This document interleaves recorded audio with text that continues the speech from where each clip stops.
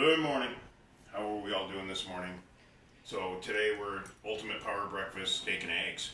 I've got a couple of tri-tip steaks that cut off a tri-tip. One of my favorite cuts of meat. We buy it at Costco. It's fantastic, great value. It's very tender for the price. So figure that one out. That's how I look at value. Typically the more tender cuts are more expensive. The tri-tip is a fairly tender cut for a really good price, so it's got a lot of versatility. Usually a piece of meat in triangular shape about 2 pounds and usually about 2 inches thick. So a lot of versatility. I smoke it, grill it, cut into steaks, roast the whole thing, whatever I want to do. So I get a lot of value out of it. So with that, we've got some classic stuff. We've got asparagus. We're going to saute some spinach, and our grain today is bulgur wheat, which we just cooked off yesterday, so it's actually still in the rice cooker pot. That took about 15-20 minutes in the rice cooker. So just to change the pace, and it is just a whole grain, so adding to our whole grain list. And of course, look where I got the eggs. They're from Costco, so what do you know? All right, so away we go. The steak's going to take the longest to cook. These are about a little over ½ an inch thick, so they're going to take about 3 to 4 minutes aside, so we're going to get those going right away. They're nice and dry, so they're not going to stick, and I'm going to do these in a separate skillet. Guess where I bought the olive oil? Yeah, it is a Costco world around here. So, let me get that pan nice and hot, get some seasoning on those guys, just salt and pepper. I'll never forget one time I did one of these for a sauce class. And, oh, guess where we got the pepper? Yeah, there you go.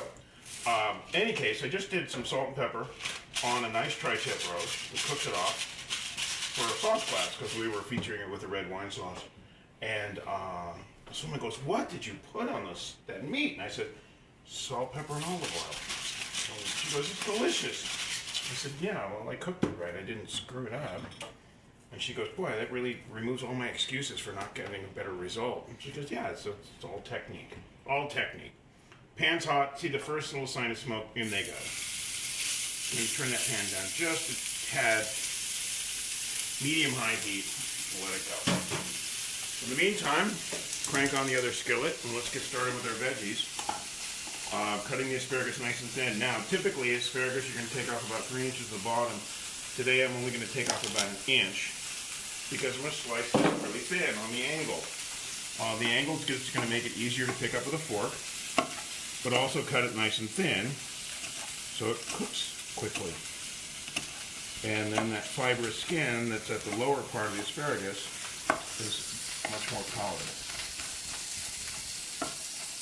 And of course, this breakfast is all about efficiency, and I like to say speed, but getting things cooked quickly. So my vegetables in this program are always cut thin or small.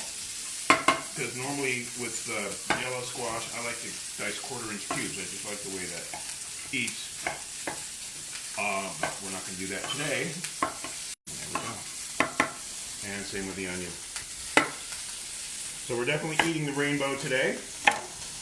We've got red, yellow, and green. And even I can see that, and I'm colorblind. And of course, I got some spinach. That was my power green du jour.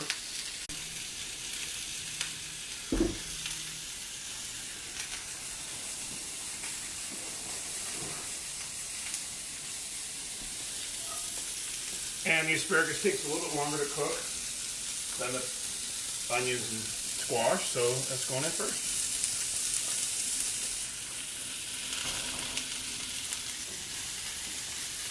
I'm really going to be conscientious about anything a little on the thick side. And there we go. Alright, which gives me just enough time to finish the rest of the meal. Ingredients. Goat cheese.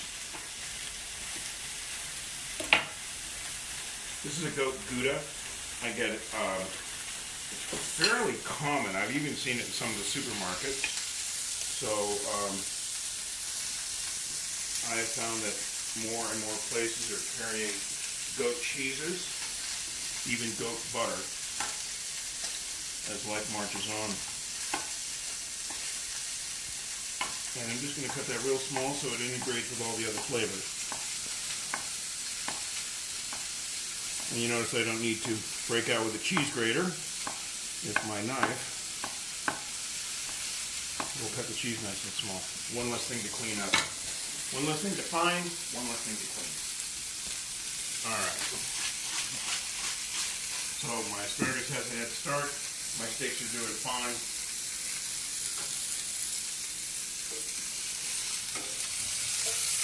We're going to shoot for medium rare today. So we're going to see some deep pink in the inside. That's what we're looking for. Of course. But anything close is fine. This is one of the things I keep stressing to everybody. Cooking's never perfect. Anything close to ideal is quality result. You're cooking at home, you're not cooking for royalty or celebrity, you're not getting paid, you just make good food. And it's a different mindset, and that's why I make a big deal out of it. When you think everything has to be so perfect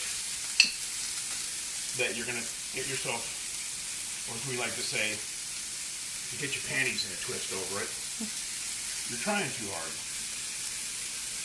I know the feeling. I was a professional chef for 20 years, and I was an executive chef for 10 of those. And every day I lived on the edge of precision, constantly trying to make everything as fine as I possibly could. That's why I don't do it anymore. It's too stressful.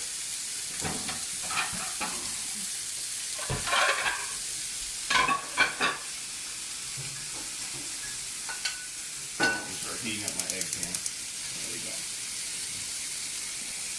We'll probably do something different with the eggs next week. We might just do some omelets, something a little change of pace. I have my own philosophy about omelets in general, which I'll be happy to share. And the turmeric that just went in, of course, tends to drink a little bit of the oil. So you'll always see me adding a touch. Okay, these are still pretty soft. I'm just waiting for those to firm up again. This is how steaks are checked. How proteins are checked for doneness. They get firmer as they cook. So I'm feeling for doneness by touch. If you see the juice coming out of the top, it's medium. If you want medium rare, you better learn this touch technique, because it's the hardest one to hit. In fact, I always tell my students, if you learn medium rare, the rest of the temperatures are easy. There we go. The rainbow, baby. Oh, baby. So, moving over here with my completely reorganized kitchen, which I now have trouble finding things in. But if you've been watching this for a while, you'll notice that the cabinets have been painted, the walls have been painted, and we're getting ready to get a new dishwasher, which is long overdue, and replace these outdated countertops around the stove. I found with cooked grains, about 55 seconds with a touch of water seems to get all my grains reheated very nicely and fully. Okay, the steaks are starting to firm up, so I'm shutting this guy down. Slide this guy over. And we're just going to let those firm up just a tiny bit more, just a few more seconds. And my vegetables have gotten nice and soft. So, the pan gets turned down. This is my little trick. The pan gets turned down when the greens go in. And then I can just get those a little bit wilted. That's all I'm looking for. And when they're really wilting, then I can add the cheese.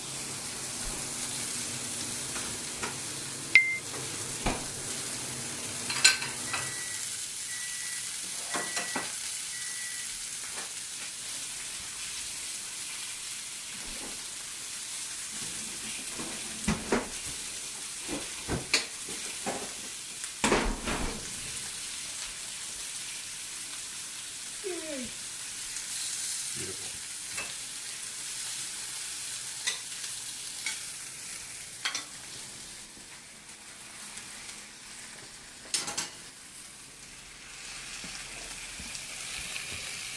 There we go.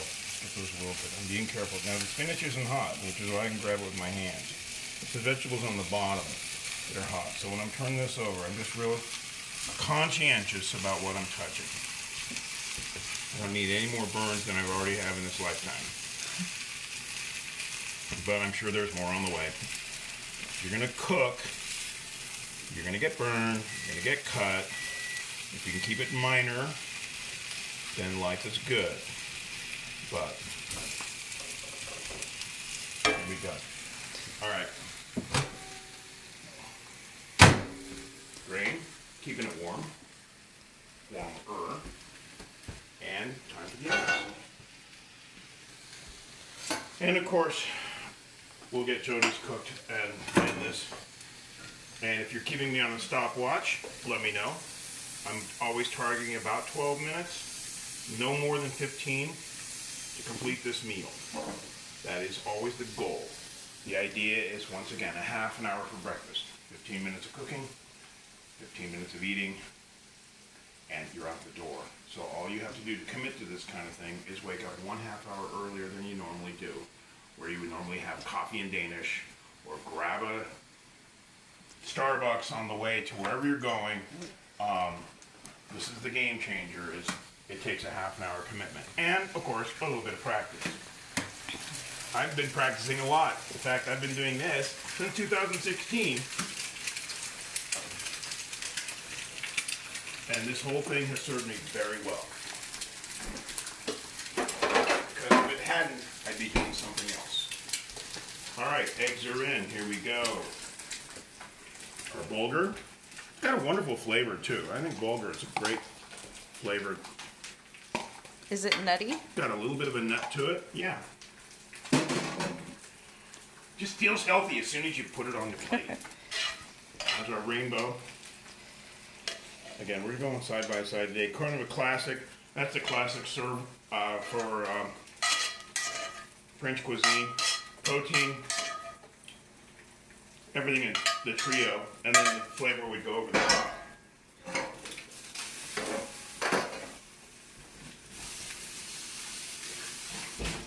That's the old school look. When I was a young chef, we were doing classic cuisine, and that was the look we were always after. And then the sauce would be napped on the protein. We're just going to sprinkle the cheese on top. Because the eggs are going right on top. Thanks, everybody. You guys, we'll see you next week. What day we're going to do next week depends on what life throws at us. That's always the case. That's why we're today on Thursday instead of Tuesday, because life got in the way of Tuesday. And if you know how that feels, and I'm sure you do, just remember, it doesn't mean you stop. It just means you change. Talk to you soon. Bye.